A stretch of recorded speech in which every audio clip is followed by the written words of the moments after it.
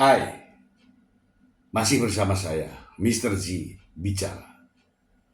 Tentu saja bicara tentang kebenaran berdasarkan fakta, data, dan realita. Seandainya saja terkait dengan perceraian Mbak Im Wong dan Paula Verhoeven dilakukan dengan cara-cara yang saling menghormati, saling menghargai, tidak saling menjatuhkan, mungkin tidak seramai ini. Ya kan? Ya, hal ini tentu saja karena diawali dengan konferensi pers ya di awal, yaitu pada tanggal 8 Oktober 2024. Yang kala itu Mbak Im Wong didampingi oleh sang pengacara. Saya tidak tahu bagaimana ceritanya. Tiba-tiba Mbak Im Wong mendapatkan ide untuk konferensi pers. Itu adalah kesalahan utama menurut saya. Ngapain mau gugat cerai istrinya konferensi pers? Itu masalahnya. Ya pastilah ada konferensi pers berikutnya. Saya kalau ini ditelusuri, ide konferensi pers ini dari mana? Yang jelas bukan dari Mbah Im Wong. Ya saya curiga ini idenya dari pengacara. Kalau saya melihat jejak digital dari bahasa-bahasa yang diungkapkan oleh sang pengacara. Ya, kita flashback ya. Pengacara Fahmi Bahmid ini adalah pengacara dari Nikita Mirzani. Nikita Mirzani, siapa dia? Kita semua sudah tahu. Dan selanjutnya, inilah akhirnya. Ramai di berbagai media. Ya. Terakhir kita mendengar bahwa Paula Verhoeven mengajukan ya laporan ke Komisi Yudisial atas putusan Hakim Pengadilan Agama Jakarta Selatan yang ramai. Kemudian ditindaklanjuti dengan laporan ke Badan Pengawas Mahkamah Agung. Iya kan? Ramai lagi. Kemudian dilanjutkan dengan upaya banding atas putusan Pengadilan Agama Jakarta Selatan oleh Paula Verhoeven. Dan anehnya, Mbak Im Wong pun ikut banding, padahal dia mengatakan Paula Verhoeven gak usah banding, katanya. Ya, Paula Verhoeven banding, Mbak Im Wong ikut banding. Ini makin rame lagi. Nah sekarang Paula Verhoeven mengadukan ke Komnas Perempuan, Komnas Perlindungan Perempuan. Ya mungkin saja Mbak Im Wong juga akan melaporkan. Entah apa laporannya, yang jelas akan melaporkan ke Komnas Perlindungan Pria. Kalau ada. Inilah yang menjadi semakin panas ya, semakin meruncing. Karena apa? Tindakan dibalas dengan tindakan, pernyataan dibalas dengan pernyataan. Ini persoalan. Seandainya diam, ya kan, diam. Salah satunya, ya banyak sih yang bilang bahwa itu kan merugikan ya harus dilawan ya. Kalau begitu terus ya nggak ada habis-habisnya, ya nggak. Oke, sebelum menjadi fitnah, saya bacakan dulu berita ya berikut ini langsung. Ini sumbernya langsung ya teman-teman ya, dari kapanlagi.com. Komnas Perempuan siapkan langkah hukum usai laporan Paula Verhoeven tentang Baim Wong. Kapanlagi.com.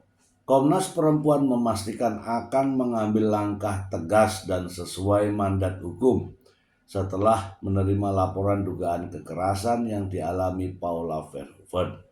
Laporan tersebut disampaikan langsung oleh Paula bersama tim kuasa hukumnya pada Rabu 30 April 2025 di kantor Komnas Perempuan Jakarta Pusat.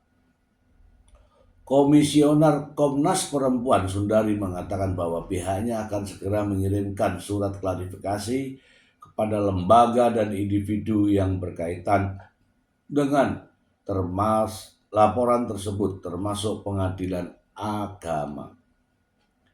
Ya, itu kami akan minta klarifikasi selain juga kepada pihak yang lain, ujar Sundari. Langkah ini merupakan bentuk tanggung jawab Komnas Perempuan dalam memberikan perlindungan dan pendampingan terhadap perempuan korban kekerasan baik secara fisik maupun psikis dan lainnya. Komnas Perempuan itu kan perlindungan, jadi Komnas Perempuan juga menjadi rumah aman bagi perempuan yang merasa didiskriminasi atau mendapat kekerasan dari siapapun. 3 bentuk dugaan kekerasan Baim kepada Paula. Menurut Sundari, ada 3 bentuk dugaan kekerasan yang disampaikan Paula dalam pengaduannya, yaitu kekerasan fisik, kekerasan psikis, dan ekonomi. Pihak Komnas masih akan melakukan kajian lebih lanjut untuk menentukan apakah ada unsur kekerasan lainnya. Benar ya, kekerasan dalam fisik, psikis, ekonomi itu semua diadukan tadi, tegas Sundari. Ia menjelaskan bahwa dugaan kekerasan ekonomi juga menjadi perhatian penting, mengingat banyak perempuan yang mengalami tekanan karena tidak diberi nafkah atau akses keuangan dalam rumah tangga. Nah, untuk Paula sendiri, kami akan lihat lagi, akan pelajari lagi, akan kami kaji sejauh mana ekonomi yang menurut Paula ini menjadi kekerasan ekonomi bagi dirinya. 2. Cek potensi diskriminasi. Sundari mengatakan bahwa Komnas Perempuan juga mempertimbangkan surat edaran Mahkamah Agung tahun 2017 dalam menilai potensi diskriminasi selama proses peradilan yang dialami Paula. Sesuai surat edaran Mahkamah Agung tahun 2017 bahwa ada 1 klausul di sana bahwa harus memperhatikan kerentanan daripada perempuan, khususnya perspektif gender, jelasnya. Komnas Perempuan menegaskan akan memproses laporan Paula secara serius dan profesional. Mereka membuka peluang untuk kajian lebih lanjut apabila ditemukan unsur kekerasan tambahan di luar yang sudah disebutkan, jelasnya. Oke. Kita bahas.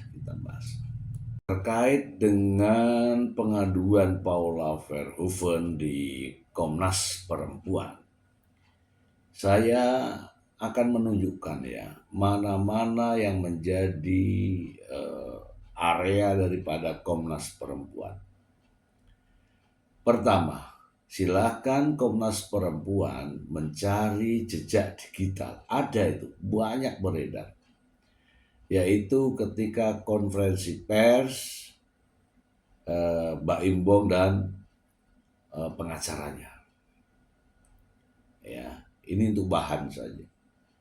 Kemudian pernyataan-pernyataan Fahmi Bahmid sebagai seorang pengacara yang setiap keluar dari sidang, dari ruang sidang, selalu memberikan pernyataan yang terus-menerus dan tak terputus-putus, itu ya, merendahkan ya harkat dan martabat Paula Verhoeven. Silakan ya untuk Komnas Perempuan ya. Pernyataan-pernyataan itu banyak beredar di berbagai media sosial ya. Seperti ini. Awal ya, pagar makan tanaman. Nah, kalimat itu muncul. Kemudian ada lagi muncul ya, sekolahnya keliru. Itu ada itu, sekolahnya keliru. Ketika Paula memberikan klarifikasi, Fahmi Bahmid menyatakan bahwa sekolahnya keliru. Yang ketiga, terjadi sesuatu di tempat yang eksklusif ya, dari jam 4 subuh atau sampai jam 4 subuh. Ya kan? Itu jejak digital. Banyak lagi pernyataan yang lain. Kemudian ada saksi mata, ada saksi kunci, ada saksi gembok. Nah, itu kan arahnya ke sana. Seolah-olah itu Paula melakukan sesuatu yang sangat luar biasa sampai jam 4 subuh di suatu tempat yang eksklusif, disaksikan oleh saksi mata, gitu kan. Kalau diurut-urut kan begitu, dirangkai. Itu nggak boleh sebenarnya. Ada etika ya, ada etika sebagai seorang pengacara. Apa yang didapatkan di persidangan tidak boleh diungkapkan. Kemudian ada kalimat yang ya menurut saya itu kontradiktif. Dia selalu mengatakan bahwa anak bukanlah objek. Anak bukanlah objek. Terus anak di sini dikatakan sebagai bukan objek. Tetapi dengan cara-cara konferensi pers tersebut pada akhirnya akan menyentuh objek. Itu juga tidak pernah dipikirkan. Ya. Berbeda dengan pengacara Paula, ketika ditanya hal-hal semacam ini, dia pasti akan mengelak. Ini demi kepentingan anak dan betul-betul dilakukan. Tetapi kalau Fahmi Bahmid mengatakan bahwa ini kepentingan anak bukan sebagai objek dan sebagainya, tapi terus mengeluarkan statement-statement yang justru pada akhirnya akan kembali ke anak. Kembali ke anak. Tuh ya, ini menurut saya, sekali lagi menurut saya, jejak digitalnya ada kok. Berbeda ketika dia menangani kasus Nikita Mirzani. Ya sudahlah. Yang jelas Komnas Perempuan bisa melihat dari jejak-jejak digital dari ucapan-ucapan, pernyataan-pernyataan dari Fahmi Bahmid. Ya. Dan ini, ucapan Fahmi Bahmid ini tidak dicegah oleh Baim Wong. Itu masalahnya. Oke, itu teman-teman ya. Ada satu berita lagi. Kita langsung saja ke sumbernya. Yang ini dari Kompas.com ya, Kompas.com. Baim Wong juga ajukan banding putusan cerai ke Paula Verhoeven. Baim Wong banding. Ya. Jakarta, Kompas.com. Saya nggak tahu ini diajari oleh siapa. Yang bikin rame itu di sini. Ada bisikan-bisikan ya mistis.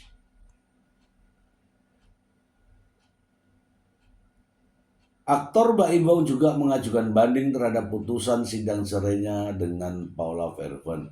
Kuasa hukum Baim Wong, Fahmi Bahmid, belum mau membeberkan hal-hal yang akan diajukan dalam banding.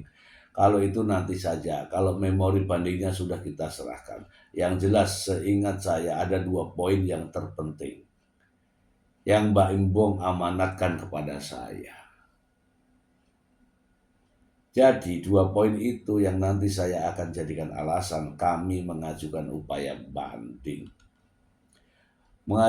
Pengajuan banding Baim ini dipicu oleh Paula yang terlebih dahulu menyatakan ingin banding. Banding dibalas dengan banding. Ya nggak apa-apa, silakan aja. Tapi aneh. Perintah kepada saya tidak boleh banding. Dengan catatan boleh banding kalau pihak termohon mengajukan banding terlebih dahulu.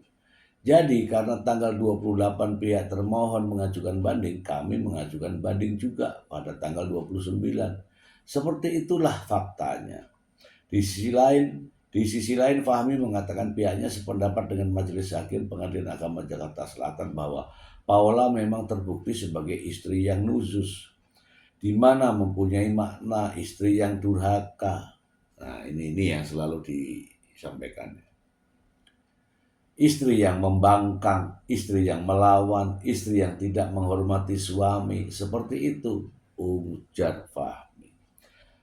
Adapun pihak Paula juga belum mengungkapkan detail hal yang menjadi inti banding. Perihal hak asuh kedua anak diputuskan akan diasuh Baim dan Paula secara bersama-sama. Setiap 2 minggu anak-anak tinggal bergantian dengan Baim dan Paula. Aduh, apalagi ini ya kita bahas ya teman-teman. Ya biasanya yang banding itu adalah pihak yang kalah, pihak yang terzolimi, atau pihak yang tidak puas, atau pihak yang tidak menerima. Itu ya. Tetapi ini banding karena dia banding karena termohon banding karena Paula Verhoeven banding. Kan berarti memang mau ya biar rame lah ya, biar rame. Itu bahasa yang saya pahami begitu, biar sering tampil di televisi, media dan sebagainya. Saran saya nggak begitu. Biarkan ini, kalau kita laki-laki ya, biarkan perempuan ini, biarkan Paula Verhoeven berjuang untuk atas nama baiknya. Jangan terus kita yang mengupayakan untuk menjatuhkan terus. Biarkan dulu. Nanti apa-apa yang disimpulkan oleh mereka-mereka. Jangan mau bergerak dihajar ini, mau bergerak aduh. Ini ya model-model emosional ya begini. Saran saya sih kepada Mbak Imbong ya, sudah kita melawan perempuan itu satu, perempuan. Kamu menang, perempuan ini kalah, kamu akan dicibir semua seluruh Indonesia. Kenapa? Menang, lawannya perempuan. Satu. Yang kedua, itu mantan istri elu. Kamu menang, ya juga akan dicibir. Kenapa? Gila bener nih. Mantan istrinya aja dibikin kayak gitu. Ya kan? Dicibir jadinya. Udahlah, jangan ngikutin nasihat-nasihat yang emosional. Yang ketiga, itu adalah ibu dari anak-anakmu. Lu menang, lu juga dicibir. Masalahnya apa? Gila bener nih, ibunya anak-anak dibikin begitu. Ibunya anak-anaknya dibikin begitu. Gitu ya. Jadi saya mengatakan bahwa menang lu jadi arang, kalah lu jadi abu. Artinya apa? Gak ada manfaatnya. Sudahlah, selesai. Sudah diputuskan tuh pengadilan tuh.